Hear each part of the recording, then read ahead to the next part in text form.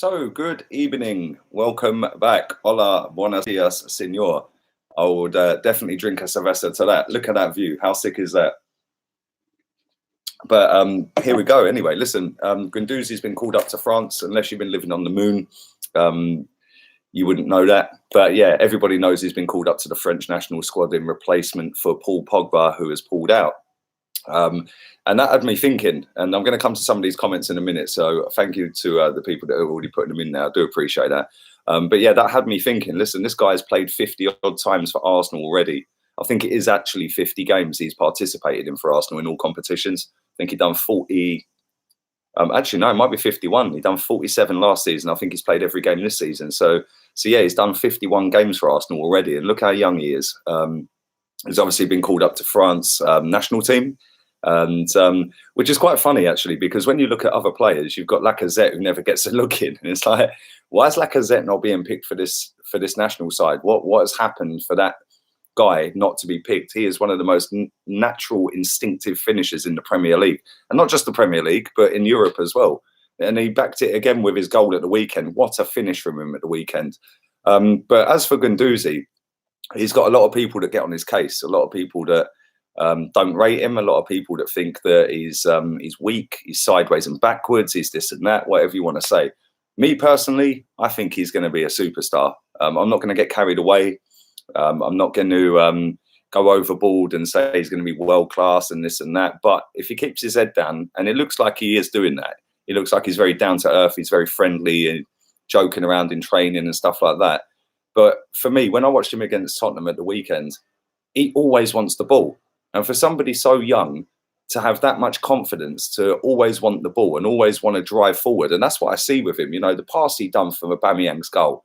You know, if certain other players in our squad had done that, they'd be making videos about it and knocking one out for weeks. So, you know, I just think he's going to be unreal. Now, we obviously plucked him out of fresh air for £8 million. If we was to sell him right now, obviously we can't, the window's shut now. But if we was to sell him right now, he's probably worth about 50 million quid because of the potential, because of the age, the way he's played, how many games he's played for Arsenal. We've made massive profit on him regardless. Now, one thing I will say here is he does need to bulk up a little bit. He does go down very easily. He does also need to make sure he tracks runners, because a couple of times against Tottenham, he didn't do that. But I thought he was our best midfielder. I thought he was our best player overall in the Tottenham game. I thought he was absolutely superb in that game.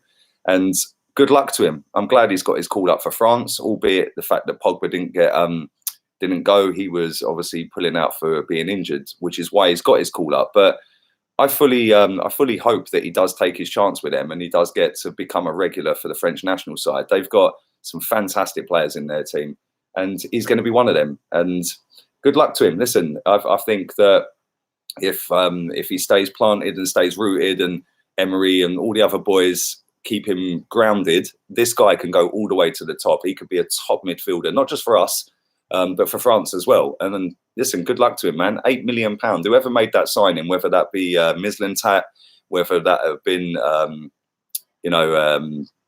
Emery, I'm getting my words out in a minute, whether that be Raul, whoever it was that signed him, absolute brilliant signing. £8 million, and we're going to make pure profit on him. Now, if he stays with Arsenal,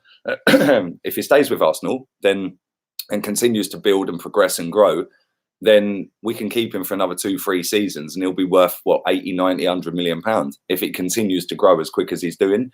And Emery obviously rates him. Sorry, I've got a really dry throat today. Emery really rates him. The fact that he's played him 47 times last season and every game this season suggests that he's going to be a mainstay in that midfield, and rightly so. He deserves every single bit of what he's getting right now. And when you see him in the training ground and see him with Aubameyang and Lacazette, it's just pure banter. And I love that. I love the fact that he took the North London derby seriously. I love the fact that he stepped up in that game and was the best player on the pitch. You know, like I said, that pass for Aubameyang was mad. You know, to get the ball, drive forward, have the vision and the execution to put that straight on a plate for Aubameyang. He spotted his run and bang, straight on a plate. Unbelievable. But one thing I'll say is, listen, the guy's a kid. You know, he's only young. And we've had a lot of good kids at this football club over the years, and a lot of them have just faded away. You know, Jack Wilshere was always injured. We've had other kids that, you know, Jeff Adelaide, another one that we all hyped up, and he fell away. And fair play, he's doing all right now. Who was the other one? Chuba Akpom, that's another one. So yeah, there's quite a few over the years that have come and gone, and we've hyped up and put them on a pedestal. But I'm really excited to see how this guy grows for Arsenal. And listen, if he does continue to do what he's doing, he's going to be absolutely brilliant in a couple of years. And then Arsenal have a decision to make. They either sign him up to a multi-million-pound mega deal, or we sell him for stupid amounts of money and reinvest that. So good luck to him. Anyway, that's my rambling for nearly 6 minutes. Big up everyone in the chat. It looks too nice to not be chilling. Big up yourself, Sam. I hope you're good, mate. I am in Spain, for everyone that's asking. I'm in Spain. Place called Calahonda. It's not far from Marbella. So yeah, I'm out here right now. But big up everyone in the chat. Let's read some of these comments. Thank you for that, VP. I appreciate that, mate. I hope he doesn't get injured, says Jones 20. Well, that's the thing. If we can keep this kid fit and keep him non-injury prone, like Jack Wilshere was, and Abu Diaby and other players over the years with Ziki, if we can keep this guy without injury, he is going to be absolutely superb. I'm fully confident he will be a mainstay in our team for years to come. When are you back? I don't actually know, mate. I can stay here for as long as I want, because that's how I'm rolling right now. He has very good potential, says Obey. Big up yourself, Obey Swag. I know you were the first one to comment in this as well, so big up yourself, mate. Did you see Lacazette's celebration when Aubameyang scored? Mate, listen, do you know what? The connection between Aubameyang, Laka, and Guendouzi is mad. Yeah, and all three of them interact with the fans as well, which is something that's not happened over previous seasons. You know, Guendouzi last season in the North London derby, when he's hanging out the back of the car and he's in with all the fans, and it was like, you know, his celebration at the weekend. You know, it was brilliant and it was good to see, and that's what we want to see.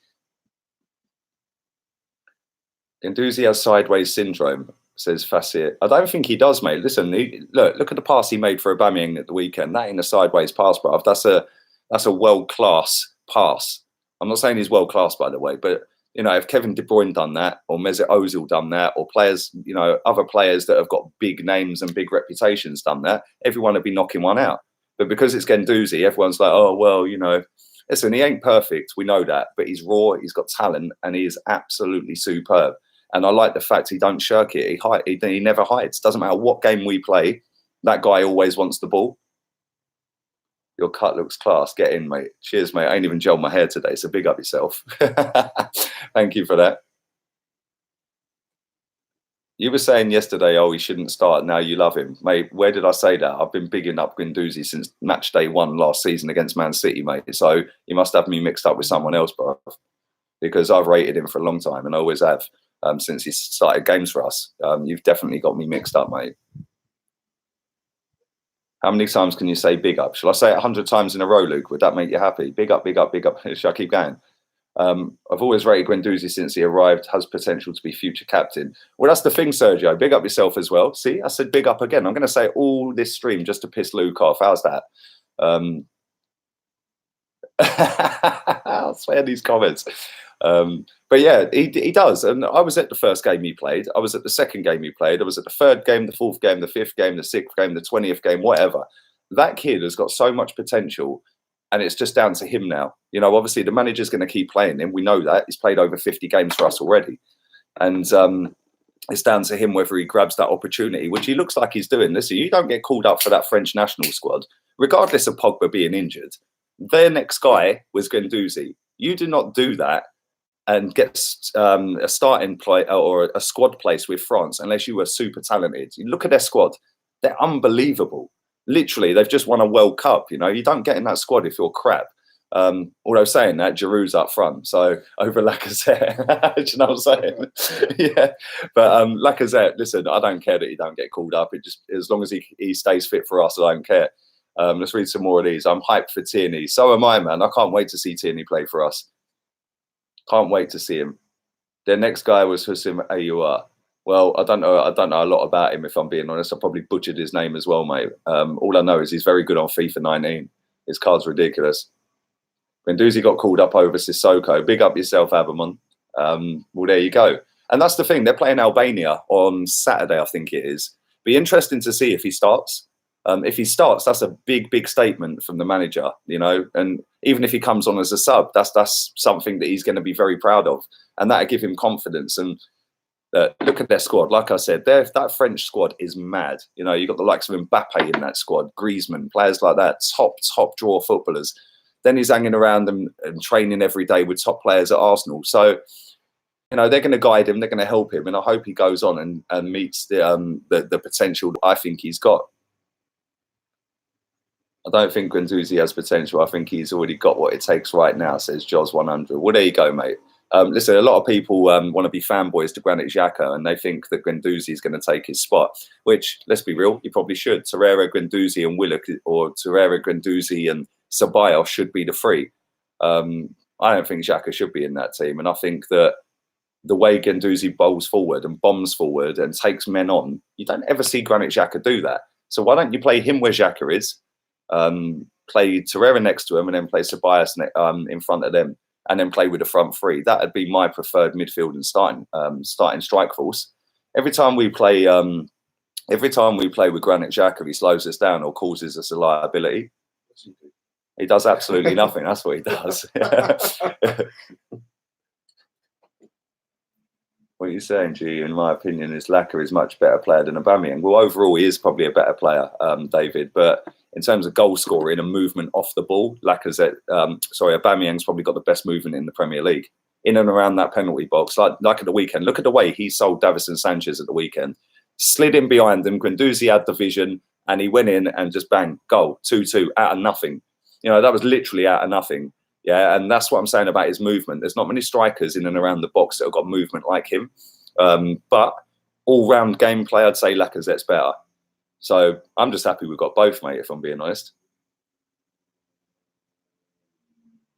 When does your icon change? I don't know, mate. I've had a lot of change going on right now, so I don't think I need to change the icon, if I'm being honest. But how sick is this view behind me, man? Seriously, that is a nice view. I'm buzzing with this view right now. Xhaka is motionless, says Adisha. Big up yourself, bruv. So glad we got rid of Mickey, says McGlash18. Well, I am as well, but it's not a permanent. I think he has to play 25 games, and then they have to buy him. Very similar to Ospina last season, which they didn't do. Well, they did in the end, but they didn't play him for the 25 games. Why don't you stop begging for likes? Why don't you stop watching my streams and go make your own channel and show me how it's done then, bruv, yeah? How's that? Cool? Yeah, cool. Guendouzi got called over in Ndombele, says Debbie. Well, I think he's injured, mate. So I don't know. I don't know whether that is the case. Can you play Aubameyang on the left, says Muruan. Well, you can, and he has played there a lot. But I think we take something away from his game when he plays on that left side. I just think that, you know, as soon as he went up front against Tottenham, he come alive. You know, you can't play him out on that left hand side, man.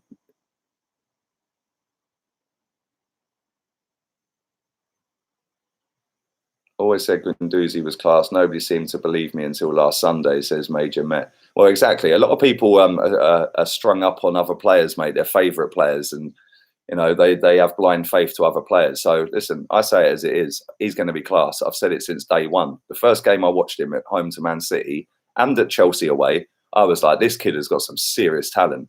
So, yeah, I listen, if he plays crap, I say he plays crap. If he plays good, he plays good. At the weekend, he was the best player on the pitch. For us, anyway.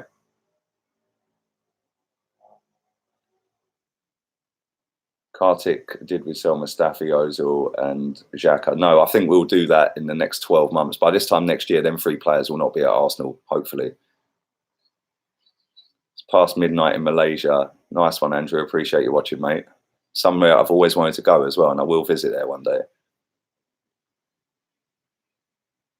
Who should we go for in the January transfer, Uncle Lee? Another defender or wingers, or focus on contract extensions. Jones 20th. I think we should go for a centre-back. And I do think we're going to go for a centre-back. I think we're going to get rid of Mustafi. I think that we'll probably go back in for Upamecano and get rid of Mustafi. Well, I'm hoping that's what we're going to do. Yeah, the better 45 minutes than Xhaka has had in 3 years. Well, John, listen, I've said I've been saying that Guendouzi's decent for a long time. He just needs to bulk up physically, a little bit more awareness, and not hold on to the ball for so long. If he sorts them 3 little things out, which can be coached, he's young enough to get them coached out of him, and I fully believe that he can. So yeah, I do think it's possible. I do think that can happen, and hopefully in the next couple of years we're going to see him blossom and grow into maybe a 70-80 million pound footballer that's going to be a linchpin of that midfield, dictating games with the likes of Pepe, even Lacazette still up front. Do you know what I mean? Do you think Raul will overrule Emery in the Xhaka situation and get rid? Evening, Paul. Hope you're well, mate. Well, listen, I had a couple of conversations the other day about Mkhitaryan, because obviously he came onto the pitch and then he was loaned the next day. I don't think Emery knew about that. I think that was a case of where you've got the hierarchy now that go, do you know what? We're getting rid of him. 200 grand off the wage bill. Bye-bye. And Emery's not got a say in that. And he's a coach. He's not a manager. He's not got any say in it. And that's what I've wanted for a long time. Yes, when he goes to the board and says, this is my targets, this is what I think we need. Here's my first, second and third options in them positions.